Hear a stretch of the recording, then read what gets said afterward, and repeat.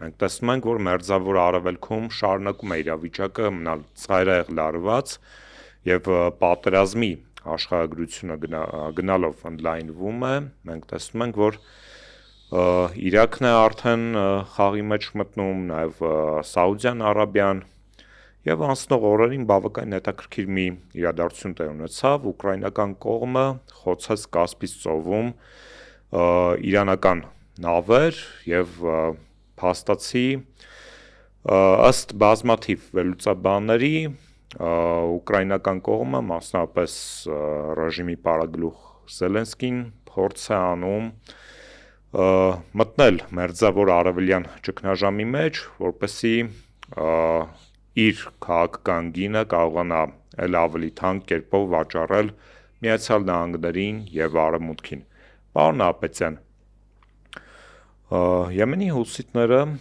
այս օրերին նաեւ ըստ էության Կարմիր ծովը բլոկադայի են ենթարկել, կարելի է ասել, եւ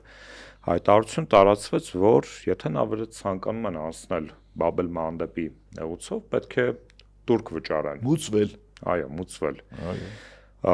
Կարծես թե թրենդային է դառնում համաշխարհային քաղաքականության մեջ, որ այն պետությունները, որոնք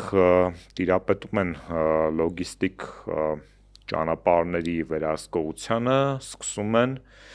турքեր սահմանել, որպեսզի կարողանան օգուտ ստանալ այս կամ այն աշխարհաքաղաքական գոտում առկա ճգնաժամից։ Ձեր կարծիքով սա ինչի կարող է հանգեցնել եւ այս պատերազմի այս փուլում փորձենք հասկանալ իրերի իրադրությունը։ Սա իսկապես կարելի ասել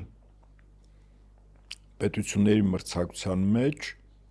մեծ աշխարհագրությամբ, հա։ Ինքը երևույթը սկզբունքորեն նոր չի,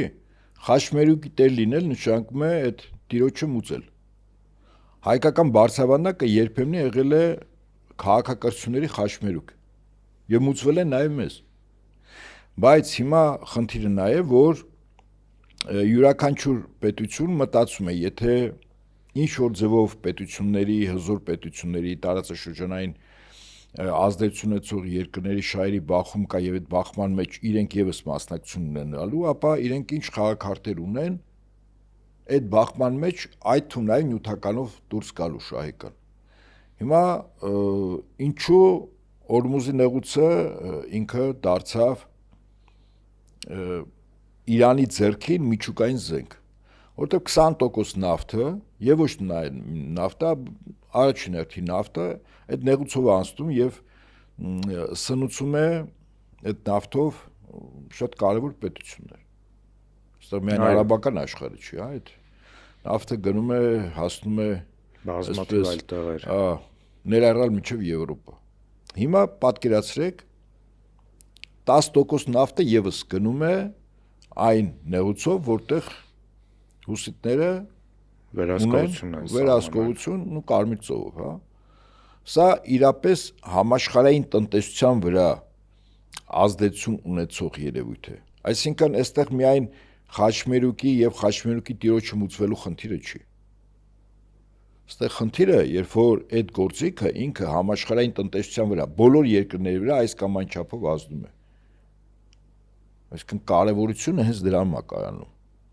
Այո, կարող են լինել պետություններ, որոնք եւս ունենան կոմունիկացիոն որոշակի տարածքներ իրենց վերահսկողությամբ կամ պոտենցիալ վերահսկող եւ անհրաժեշտ պահին իրենք եւս կեցված դրսեւորեն։ Բայց այստեղ խնդիրն նա է, որ այդ կեցվածքից հետո դու պետք է կարողանաս տեր կանգնել, հա, քո այդ խաչմերուկի գործոնը նյութականի վերածելուց նաեւ բնականաբար շատերը ցանկանան, որ դու այդպիսի քայլեր չանես։ Այսինքն ռազմական ուժ կիրառեն քո նկատմամբ, կոնկրետ ուսիտների նկատմամբ կիրառում են։ Հա, բայց այդ ժողովրդի ասում է ցեղախումբը անշիլ ժամանակներից ամենամարտունակ ռազմաշունչ տոհմերից ա եղել եւ մինչեւ հիմա դա պահվում է։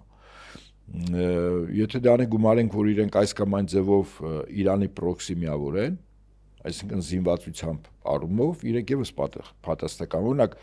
երկիր մոլորակի վրա մի պետություն կա, որը գործնականում հիպերձայնային արագության հրթիռներ է, ոչ միայն փորձարկել արև կիրառել, դա Ռուսաստանի Դաշնությունն է։ Այդ հրթիռներին չխոցող,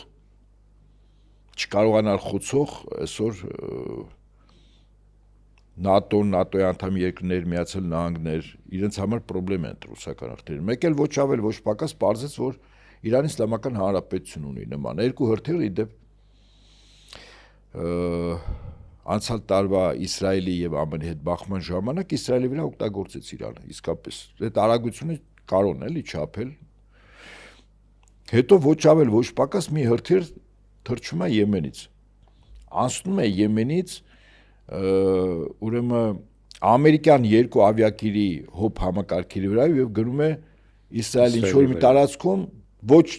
այդպես նպատակային թիրախի, բայց խնդիրը ոնց որ թե ցույց տալ, որ մենք էլ ունենք։ Պարզվեց այդ Եմենի հուսիտներն էլ քարանձավներում, քարի մուրճերով, ասենք կարող են հիպերձայնային արագության հրթիռներ ստեղծել։ Ակնհայտ է, չէ՞ որ հիմա փաստորեն լրջագույն զինատեսակներին այսօր տիրապետում է նաեւ Եմենը։ Նու կոնկրետ չասենք պետության անունը, որտեվ այնտեղ էլ մրցակցություն է դեռևս գնում, այսինքն սա նշանակում է, որ ասենք վաղը չեմ իսօր մեկ ուրիշը իր միջուկային զինանոցը կարող է որպես գործիք օգտագործել։ Ասել այս բանը անում եմ կամ չեմ անում, որտեղ միջուկային տերություն է։ Օրինակ այդպիսի հոգեվիճակ եւ այդպիսի կեցվածք ունի Հյուսիսային Կորեան եւ իր առաջնորդը։ Նրանք էլ շատ բաներ, օրինակ իրեն փորձում են ճնշել, ասում են չեմ անում։ Ես այսպես եմ ուզում, որտեվ այդ ես այսպես ուզելու ինքը գործիք ունի։ Բարձրացումա դա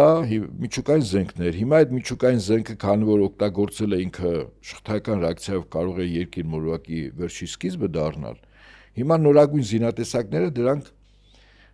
հիպերձայնային արագության հրթիռներն են։ Կամ հիմա հաջորդ տեսակն է զինանոցի դուրս եկել,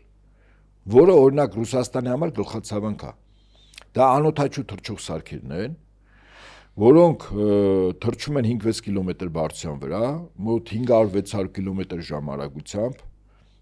ռեակտիվ շարժիչով են աշխատում եւ զենթահրթիռային կայանքներ չեն կարող խոցել։ Նո խոցում են ինչ-որ մասը, այնպես չի որ 100% խոցում։ Ոչ ամբողջությամբ։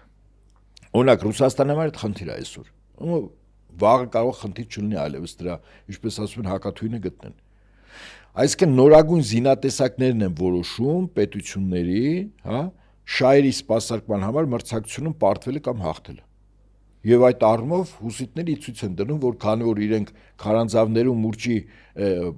քարի մուրճով պատրաստված հիպերձայնային արագության հրթիռ ունեն, իրենք կարող են նաև իրենց վերապահել իրավունք, որ Կարմիր ծովում ինչ որ տարածքներում տերու տնօրինություն արել, այդ թվում նաև այն նեղություն, որտեղով համաշխարհային նավթի 10% անցնում է։